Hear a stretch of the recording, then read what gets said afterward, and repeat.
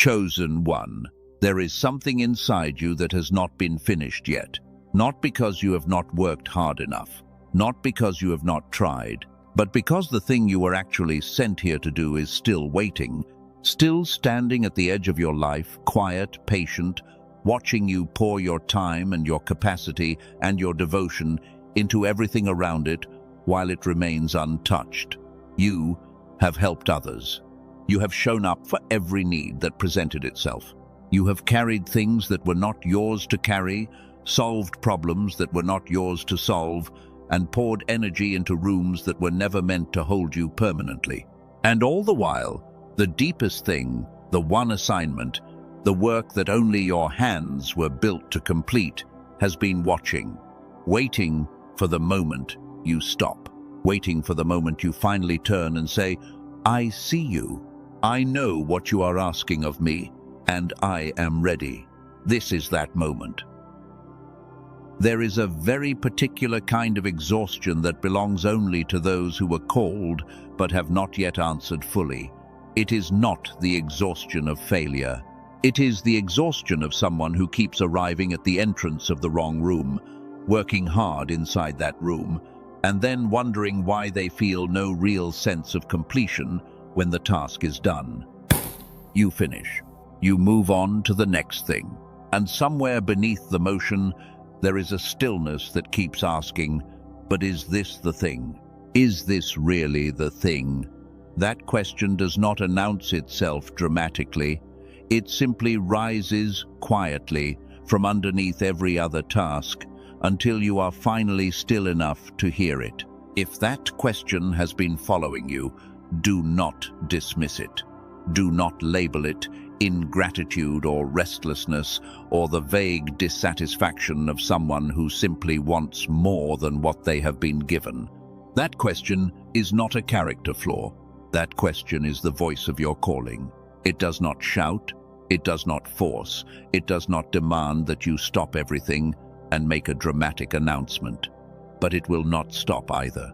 It will keep rising, keep asking, keep surfacing in the quiet hours, and the still moments, and the spaces between one task and the next, until the day you finally get still enough and honest enough to hear what it has always been saying. There are signs in a life that point toward this truth, signs that most people dismiss or explain away because naming them honestly would require a response that feels too costly or too uncertain. But the signs do not disappear when they are dismissed.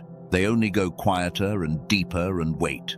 You find yourself able to begin many things but completing none of them with your whole heart. Not because you are undisciplined, not because you lack the capacity for follow-through, but because the energy required for true completion, the kind of finishing that rings all the way through your bones, the kind of completion that leaves you empty and full at the same time, that particular energy is reserved for the work you were specifically assigned to do. Pouring it into tasks that do not belong to your deepest calling is like trying to make a river flow uphill. You can push and strain and exhaust the full force of your will, but the current was never designed to move in that direction. And the strain you feel is not weakness, it is the river telling you where it was always meant to go. There is also a particular kind of guilt that accompanies this season of life. When others ask things of you, and you sense, somewhere beneath the pleasantness and the willingness, that the honest answer is no, but the word becomes tangled somewhere between your chest and your mouth, and what comes out instead is, "Yes, of course, I will help." Because you have been taught that a person of purpose serves. That withholding help from someone who needs it is a form of failure. That the measure of your faithfulness is the size of your availability. But what if that teaching, true as it is in some contexts, is not the whole truth for someone in your particular season with your particular assignment? What if every yes you give to what is not, your work is a no to what is? What if the most sacred thing available to you right now is not adding another task to the list, but finishing the one you were sent to finish? You feel it differently now. do you not? There is a quality to the places that used to energize you that is slightly duller than it once was. The invitations that used to feel like opportunity now sometimes feel like interruption, like something calling you away from a more important conversation that has not finished.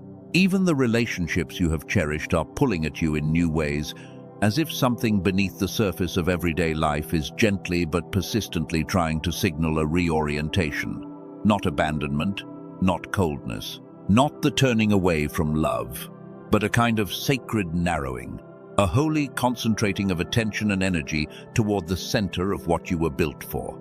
As if the whole of your life has been slowly and quietly arranging itself to point in one direction, and the pointing has become unmistakable. And then there are the quiet hours. Usually when you least expect it, something surfaces. An image, a project, a form of contribution you have been circling for years without ever fully landing on. You visit it in your mind and then walk away, telling yourself the time is not right, telling yourself you are not ready enough, not prepared enough, not resourced enough yet, telling yourself that other things must be handled first, that you will come back to it, that someday when the conditions align, you will finally give it the full attention it deserves. But the image keeps returning. The pull keeps building. The gravity of it increases rather than diminishes. And there is a part of you that already knows. This is it. This is the work. The wilderness is not a punishment. The long seasons of waiting, of preparation, of feeling like you are moving without arriving, of giving everything and still sensing that something essential remains incomplete. These seasons are not evidence that you have been forgotten or overlooked, or that some fault in your character has disqualified you from what was promised. They are the very method by which the one who was called is made ready to carry what they were called to carry. You do not prepare a surgeon by sending them into the operating room before the training is complete. You do not build a cathedral by skipping the foundation and hoping the walls will hold. The invisible years were not wasted years. They were loading years. They were building in the hidden places what the visible work would one day require. Moses spent 40 years in the wilderness before a single flame lit up on the mountain and said, "I chose you for this." 40 years of tending sheep that belonged to another household, of walking the same paths of a land that was not his home, of wondering in the long silences whether the burning he had felt as a young man would ever have a proper outlet, whether the sense of assignment he had carried since birth would ever resolve into something specific enough to act on. And what those 40 years produced was not a delayed man or a diminished man. They produced a man who had been emptied of his own ambition thoroughly enough to carry the freedom of an entire people. The wilderness stripped him of every plan that was not the plan. And when the voice finally came and named the assignment with precise specificity, he was not a man who was searching for a purpose. He was a man who finally recognized the purpose that had been written in him from the beginning. What changed was not the assignment. What changed was his readiness to receive the name of what he had always been carrying. Your wilderness has been doing that same kind of work in you. Every relationship that tested you beyond what felt fair was building your capacity for compassion that does not collapse under pressure. Every door that closed in a season when you believed with everything in you that it was the right time, that was not rejection. That was redirection, pulling you away from the room that would have consumed you before you had developed what completing your actual assignment would require of you. Every disappointment was a tool in the hand of something that knew what it was building, not an ending, not a punishment, a precise and intentional tool, used carefully, used well. And now the preparation is turning a corner. You can feel it, even if you cannot yet name exactly what you are feeling. The formation season does not end with a dramatic announcement or a heavenly confirmation that you can photograph. It ends with a quiet, inner certainty, a knowing that simply arrives one day without fanfare, sits down inside you and says, "I am ready." Not the readiness of someone who has resolved every doubt or removed all fear. The readiness of someone who has decided that the cost of not completing the work is greater than the cost of completing it imperfectly. That is the only readiness the work has ever required. Think of what you now carry that you could not have carried before the wilderness years. The depth of patience, the quality of empathy that came through being misunderstood for seasons at a time. The particular discernment that is only produced when a person learns to rely on an inward signal that had no external witnesses. These are not incidental qualities. They are the precise qualities the assignment requires. They were deposited in you through the exact experiences that built them for a purpose that is now becoming clear. There is something you should hold before we go deeper into this. Something that a small group of researchers, led by a neurologist who has spent 2 decades studying the architecture of the mind that carries a calling, discovered about the vessel itself. Not the calling, the vessel. They found that the calling placed in the chosen one was almost never the problem. The capacity of the mind assigned to carry it often was. Not through any failure of faithfulness or effort or spiritual commitment on your part. Through something that was done to the mind quietly, gradually, from early childhood onward, that most people never realize has happened to them. Something with a precise address in the physical architecture of the brain. Something measurable. Something that can actually be addressed. I will tell you what they found later in this video. But hold this question for now. What if the reason the work has not yet been completed is not only a matter of spiritual readiness? What if part of the answer has been waiting in the neural architecture all along? The work you were called to do has an adversary, and that adversary does not come from the outside. It does not arrive wearing a recognizable face of opposition. It does not present itself as an enemy you can name and prepare against. It arrives wearing the face of all the other things, all the other responsibilities, all the other people with all their very real and very legitimate needs. All the tasks that pile up and call themselves urgent and demand to be addressed before the one thing that matters most gets its turn. There is a pattern among those who carry genuine divine assignments, where the depth of their care becomes the mechanism of their delay. Because they feel deeply, they sense the needs of others with acute precision. Because they were built with the kind of generous capacity that was always meant to flow eventually toward one great purpose, they find it almost impossible to withhold that capacity when something or someone in their immediate world asks for it. And so the years accumulate in a kind of righteous busyness that looks from the outside like a purposeful life, fully lived, but feels from the inside like a faint and persistent ache. The quiet awareness that something important is being indefinitely postponed. The knowledge, carried beneath every good deed and every genuine act of service, that the one work is still waiting. You are allowed to focus, not at the expense of love, not in coldness toward the people who need you, not by withdrawing from the relationships that are real and the responsibilities that are real, but in the clarity of a person who finally understands that you cannot pour from a vessel you have not filled, and the vessel is only truly filled by the one thing it was designed for, not by every good thing, by the specific thing. There is a difference between doing good in the world and doing yours. Good can be done by many hands. Yours was assigned to you with specificity, and no one else can complete it in your place. There is a practice that those who complete their calling develop, not through the force of willpower alone, but through a daily act of discernment, a returning, a practice that begins with a single question asked before the day fully arrives, and the noise of it fills every available space.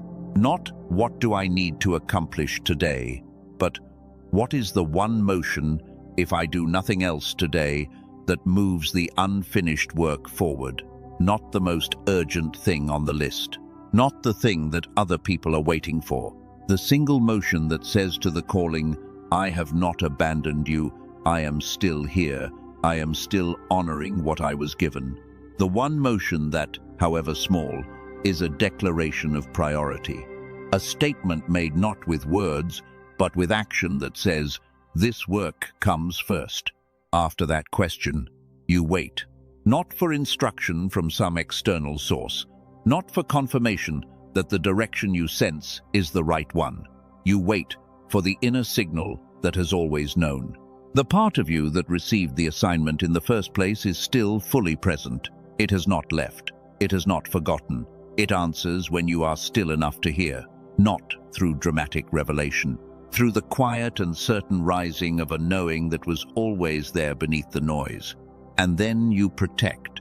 You treat the time assigned to the one work the way you would treat a commitment to the most important person in your life. You do not give it what is left after everything else has had its portion. You give it the first of what you have, the first and sharpest hour before the demands of the day have found you and fragmented your attention. That hour belongs to the Melaka, to the specific work that was assigned to your hands and no one else. This is not a strategy for becoming more productive in the conventional sense. This is a practice of faithfulness to the one thing, and practiced daily, over time, it stops feeling like discipline. It begins to feel like returning home. The quiet and undramatic relief of a person who has found the center of their purpose and decided to stand in it, not once in a moment of inspiration, but every ordinary morning before the world makes its claims. There is a layer beneath everything I have said so far that I have not yet named. Not a spiritual layer, a physical one in the architecture of the mind that carries the calling. Something that determines whether the clarity of this moment can be sustained or whether it dissolves back into the same fog that has always stood between the calling and its completion. What I am about to share is not what most people expect. Before that, let me name clearly what you now hold. The signs of unfinished sacred work in a life are not weakness. They are not evidence of spiritual failure or inadequate commitment. They are evidence of divine assignment. The wilderness you walked was not random difficulty. It had a name, and the name was yours. And it was building in you the specific qualities that your specific work requires. The pattern that has kept the one work incomplete was not a character flaw. It was the natural consequence of a deep person giving their depth to everything except the one thing it was created to serve. And the practice of daily return, of asking the one question and protecting the 1 hour, is something you can begin today without waiting for better conditions. That is the truth you now carry. What comes next stands alongside it. The calling placed inside you is real, but the mind that carries it deserves a different kind of attention than most people give it. Not only spiritual attention, scientific attention. And as it turns out, those two kinds of attention, followed honestly, lead to the same place. A woman from California described her life in 4 words before everything changed. Life was happening to her. She was a nurse, a profession that requires everything a person has. She gave what the profession required and then went home and tried to give what the rest of life required. But something in her mind felt perpetually foggy, not lazy, not depressed, foggy, slow in the places where she used to be quick. Her marriage had gone quiet, in the way marriages go quiet when both people are present, but neither is fully available to the other. She had tried everything she had encountered for mental clarity and inner renewal. Meditation, frequency tracks, everything that came her way. Nothing touched the center of what was actually wrong. The research that changed everything for her had been named more than 40 years earlier by a man named Dr. Roger Sperry. In 1981, Dr. Sperry received the Nobel Prize in Physiology for proving something that most people are never taught in school or in church. The human brain has 2 hemispheres, two distinct sides. And when those two sides are operating in isolation from one another, which is the way that modern life trains the developing brain from childhood onward, the result is a mind running at a fraction of its design capacity. Slower, foggier, less connected to the flow of insight that was native to it when it was young. But when the hemispheres synchronize, when the whole brain activates together in the state that Dr. Sperry identified as the natural operating condition of a healthy human mind, the result is something entirely different. Flow, insight, the kind of effortless clarity that most people carry as young children and gradually lose without ever understanding why. 98% of children test at creative genius level. Less than 1 in 1,000 adults retain it into full maturity. What happened to the rest? It was not age. It was not the natural dimming of intelligence over time. It was a quiet and systematic process of hemisphere disconnection built into the architecture of modern life itself, happening so gradually across the years of development that no single moment announces it. By adulthood, the genius that was native to the mind in childhood has been, in the plain language of one researcher, taken at the neural level.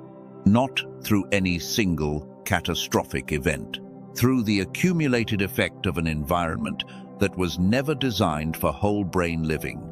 A small team of neuroscientists, led by a neurologist in New York named Dr. Daniel Barone, spent years taking the core science of the Nobel Prize, research by Dr. Sperry, and compressing it into something that could be used without a clinical setting and without a device costing thousands of dollars. What they built is a targeted auditory sequence, 8 minutes per day, listened to through headphones with eyes closed, designed to do the one thing that modern life stopped the brain from doing on its own: reconnect both hemispheres, restore whole brain activation. This is not a brainwave track. It is not a frequency recording. It is whole brain synchronization, the exact mechanism that the Nobel Prize described. And it requires nothing from you except headphones, closed eyes, and 8 minutes. The woman from California listened for 10 days. The fog lifted. Her husband noticed, before she had fully named what was different. The marriage that had gone quiet found a voice again. 2 weeks after beginning, they were on a plane to Italy. She said simply and without drama, "My life feels enchanted now." Not because her calling had changed, not because her circumstances had resolved themselves. Because the mind that was supposed to carry her through the full expression of her life was finally operating the way it was designed to operate. This is not for everyone. Many people encountered this information when it first became available and kept moving. They settled into the fog because the fog had become the familiar, had become the assumed baseline of what the mind feels like. But you are still here, still asking somewhere beneath the motion of your days why the mind assigned to carry a divine calling is not operating at the level that the calling requires. That question, the one that will not leave you alone, even in the middle of a full and outwardly successful life, is not impatience. That question is discernment. The colleagues of Dr. Barone suggested this technology would be a reasonable value at $500. To put that in context, in-person neurofeedback sessions, the clinical equivalent of what this track delivers, run approximately $300 per hour. An at-home neurofeedback device costs approximately $7,000. Dr. Barone removed the intermediaries and made the sequence available directly through his team page at $49. Because you stayed with this video all the way to this point, that same page offers it today at $39. An additional $10 removed. Available only on this page, only today. With that comes 4 additions included at no additional cost. A guided visualization from a creator featured on one of the most widely used meditation platforms, designed around 4 areas of life: where whole brain clarity makes the greatest measurable difference. A grocery guide identifying 10 foods found in most American households that have been shown to produce and sustain the kind of brain fog that most people assume is simply normal aging, along with 5 practical approaches to reduce grocery costs by more than $100 per month at standard stores. A classic text on the attraction of financial abundance, more than 100 years old, and considered by many researchers to be the foundational document from which most modern manifestation teaching derives, available on major book platforms for $20 and included here at no additional charge. And a printed habits guide summarizing 5 daily practices that Dr. Barone and his lab team use themselves to sustain whole brain performance over the long term. And if 8 minutes a day practiced consistently over 2 weeks does not produce a noticeable shift in how the mind operates, not through mood alone, but through the measurable quality of clarity and connection, every cent is returned. No questions asked, no conditions, no limit on the number of sessions already completed. One clarification worth making before moving on. If you search streaming platforms or video platforms for audio tracks with similar names or similar descriptions, you will find many of them. Dr. Barone and his team examined a significant number of those tracks when they began receiving questions about them. Most had no neural synchronization technology embedded at all.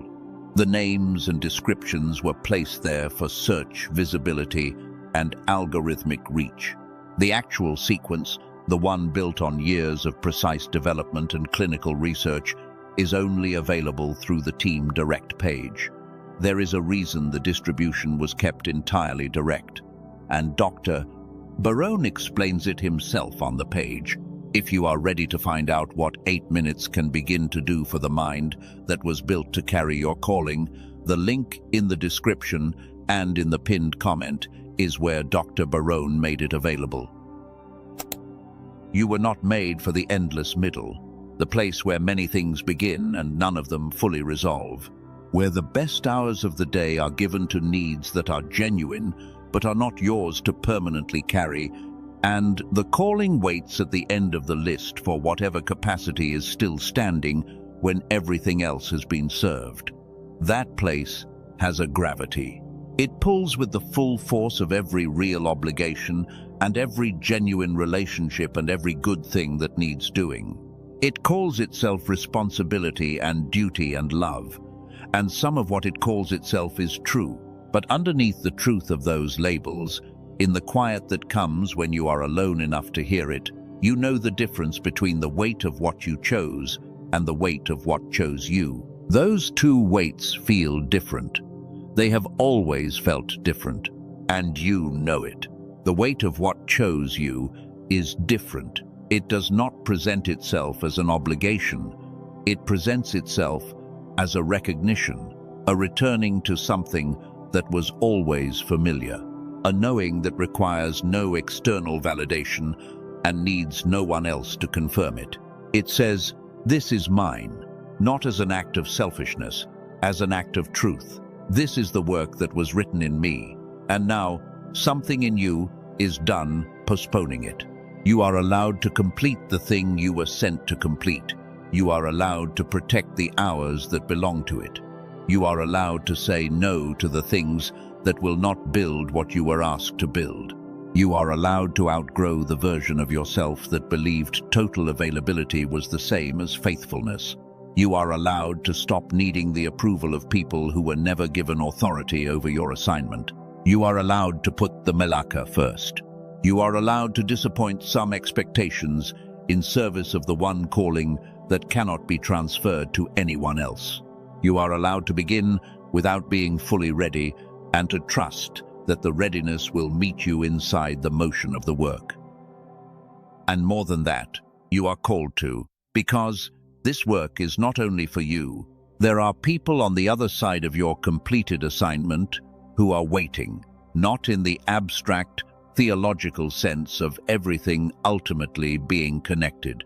In the specific sense that there are people whose lives will shift because of something you finished, not something you started, not something you gave time to between other tasks, something you completed, something you refused to abandon when the completion became costly and difficult and uncertain. Something you honored above every other voice that asked you to look away from it. Those people are waiting for what only your particular combination of gifts and wounds and formation can produce. Every day the work remains incomplete is another day they wait. When Moses stood at the edge of the sea with the army of Egypt closing from behind and the water unmoving before him, there was a moment that most people pass over when they tell the story. The people behind him were screaming. They were certain it was over. They were measuring the distance between the army and their position and calculating that the numbers did not favor survival. And Moses, in that precise moment, did not reach for a plan. He reached for the one thing he carried that was not his own, the settled knowledge of what he had been sent to do. This was the work, not the management of the crowd or the negotiation with Pharaoh or the logistics of keeping 3 million people fed and moving. This was the specific assignment, the singular thing, and he raised his hand. The sea moved for a man who had spent 40 years in the wilderness, being emptied of every agenda that was not the one agenda. For a man who stood at a burning bush and heard something so specific, so utterly different from every expectation he had built about himself across 8 decades of living, that his first response was not obedience. It was argument. I am not the person for this. I cannot speak well enough. I am not the right one. Find someone who is more equipped, more ready, more certain of their own capacity than I am of mine. And what he heard in return was not a catalogue of strengths, not a promise that the path would be easy. Simply this: I know what I am sending you for, and I am sending you. That is the word that waits for every chosen one who has been circling their assignment for years. Not, here is proof of your preparation, but I know what I am asking, and I am asking it of you because it belongs to you and cannot be transferred. The internal argument between who Moses believed himself to be and who he was assigned to become ended at the burning bush. Not through the miraculous disappearance of every doubt. Through a decision, the conversation reached its natural end. And he stopped arguing and started walking, and the sea parted when the foot was in the water, not before. You are at that kind of threshold. Not necessarily in a dramatic form. It may not present itself with fire and a visible sign. It may feel like a quiet clarity you have been circling for a long time without fully landing in. The settled sense of assignment that has been waiting for the arguing to end. The debate about your readiness and your adequacy and the timing and the conditions and what other people will think. That debate has had its full season. It is allowed to conclude now. In the Hebrew tradition, the word used in the book of Exodus for the specific work assigned to each craftsman in the construction of the tabernacle is melakah, not general labor, not willingness to work on whatever needs to be done. Melakah refers to the precise assignment that belongs to a particular person, the specific craft, the exact contribution, the one thing that this person and no other was given to complete. Each craftsman was not handed a general list of tasks and told to choose from it. They were given their melakah, their one thing, with precision, with specificity, with the implication that this particular work, done by this particular person, was essential to the completion of the whole. And the structure that was built through each person completing their specific melakah became a dwelling for the divine presence itself, not because it was large or expensive or strategically located, because it was precise, because every single piece was completed by the specific person it was assigned to, with mastery and singular focus and the full investment of their particular capacity. And when every piece came together, the whole became something that no single pair of hands could have constructed alone. a dwelling place for the presence that had been waiting for it. Your Melaka is not a general good intention to contribute to the world. It is not a role that someone else could fill if you stepped away. It is the specific expression of purpose that the full design of your life, the training of your wilderness years, the combination of your particular gifts and your particular wounds and your particular hard-won understanding uniquely qualifies you to make. There is no substitute, not someone very similar to you who could do something approximately equivalent, you, specifically, with this exact history, for this exact season. Because the space in the structure that is waiting for your piece holds precisely the dimensions of what only you carry. There will be voices that tell you the work can wait. Some of what they say will carry a surface truth, but beneath those voices lives something older and quieter. The knowledge that the work does not stop needing to be done simply because other things have declared themselves more urgent. Urgency is not the same as importance, and not everything that is urgent is yours. A chosen one who has not yet finished their work is not a failure. They are a promise still in motion. But a promise in motion requires motion, not someday motion. Not conditional motion that waits for the feeling of full readiness before the first step is taken. The kind of motion that says, above everything else that is asking for my attention today, this work will be honored. This piece of the sacred construction will not be left incomplete while I manage the more comfortable version of my life. The motion that begins today, in whatever form is available today. In whatever small and imperfect and possibly awkward first step is available in this hour, because the sea parts when the foot is in the water, not before. There is a freedom on the other side of this decision that most people never fully experience, because they never fully make the decision. Not freedom from difficulty, not freedom from the pulls of love and obligation and the complexity of a fully inhabited life.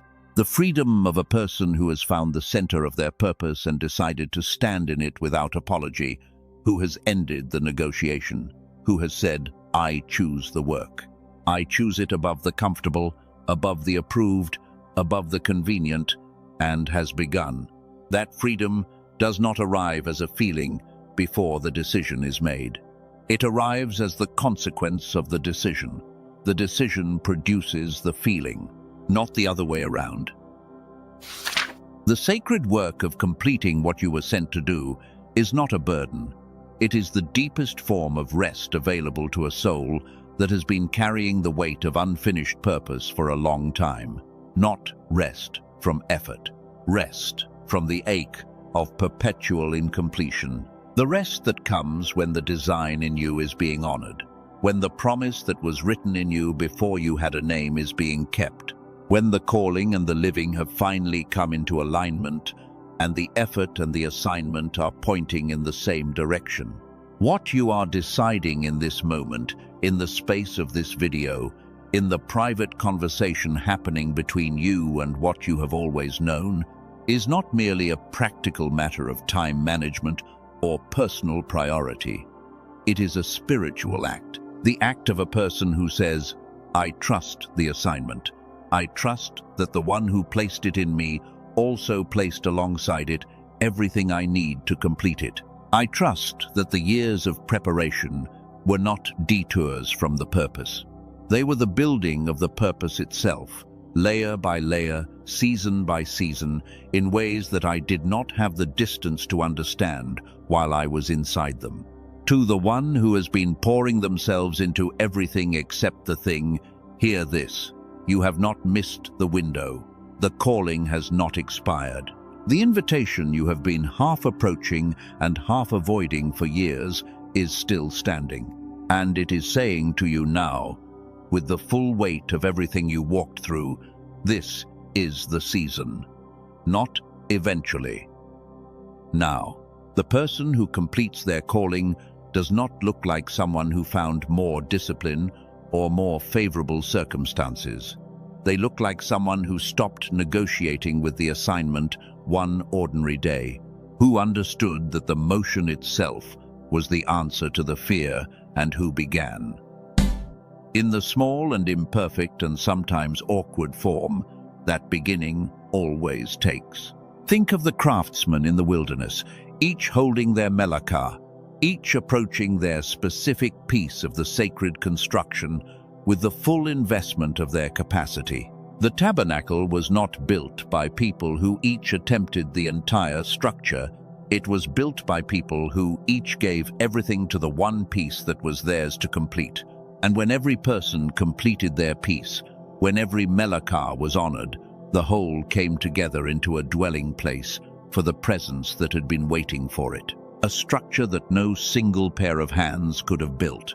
A structure that required every specific person to do their one specific thing. Your work is that kind of piece. Not in the metaphorical sense that everyone matters in the general project of human contribution. In the literal sense that there is a structure being built in the world, and it has a piece-shaped space where your contribution belongs.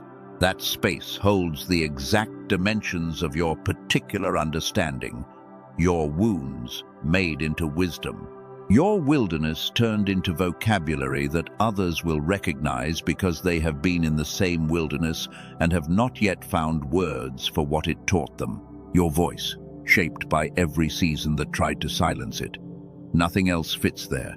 No approximate substitute, no close equivalent. You, as you are now, with what you have been given through everything you have walked through. There is a man whose story comes to mind. He carried a calling to write. He had sensed it since childhood, had known it in the way that certain people simply know things that have no explanation.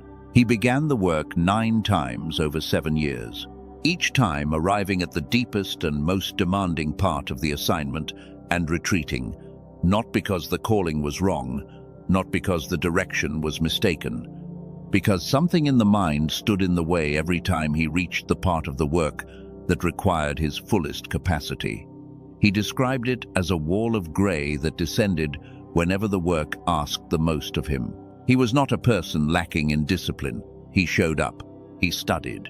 He prepared carefully. He returned again and again to the beginning of the work, but the beginning was where he stayed. When the architecture of his mind changed, when what had been disconnected for years was finally reconnected, the book came together in 6 weeks. The piece of work that had resisted him for 7 years, that had stood behind that wall of grey for 7 years, resolved in 6 weeks. Not because the calling changed, not because the circumstances changed, because the instrument that was supposed to carry the calling was finally operating the way it was built to operate. He described it simply. He said, "I finally stopped feeling like the wrong person for the work I was given." You are not the wrong person for the work you were given. You were the only person for it.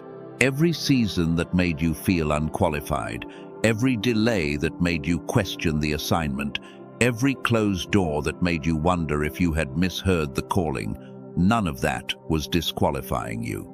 It was qualifying you in ways that could not yet be seen from inside those seasons. What is being asked of you now is not to believe that without any reservation. It is to move as if it were true long enough for the motion of the work to confirm it from the inside. Say this in the space of your own knowing, not aloud unless that is your practice. But let the words form fully in the place where the calling lives. I was given a specific work. It was not given to anyone else. I am done negotiating with the calling. I am done postponing the assignment in service of the comfortable version of life. The work that only I can do, I choose to do, beginning now. Beginning in whatever small and available motion today allows. I choose to protect the hours that belong to it. I choose to return to it when other things pull for my attention. I choose to complete what I came to complete. And I trust that the one who assigned the work already placed in me everything the work actually requires. Not everything I think I need, everything it needs. I am enough. The formation was sufficient. The wilderness produced what the assignment requires. The work is not waiting for me to become someone different. It is waiting for me to become someone certain. And remember, the genius switch is not a shortcut. It is not a technique or a gimmick or an external substitute for the inner work of commitment. It is a restoration. 8 minutes of a targeted auditory sequence built on Nobel Prize science, designed to reconnect the two sides of a mind that modern life has quietly divided from itself over the course of a lifetime. If you were chosen for the completion of a specific divine assignment, and if you have carried the fog, the slowness, the sense that the mind given to you for this work is not yet operating at the level the work deserves, this is the science that addresses what spiritual commitment alone cannot address. The link in the description is where Dr. Barone made it available. If something in this video landed in the place where the calling lives, there is one thing you can do right now that costs nothing. Leave a word in the comments, not an explanation of the calling, not a justification for anyone who might read it, just the name.